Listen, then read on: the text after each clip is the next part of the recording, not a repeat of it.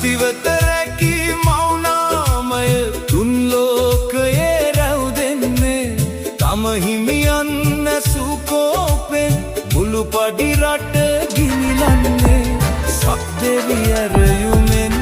නැවතත් ගිනි නිවමින් සෙත දෙන්නේ කන්නගි නමැති ඇය එදිනයි සප්පත්තිනි නම් වන්නේ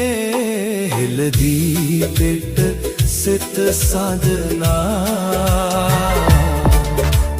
පත්තිනි මව් නමදින්නේ සත්පත්තිනි මව්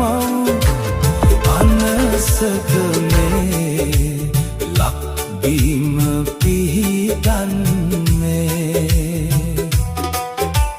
වඳුරු වසංගත දුරලන මෑ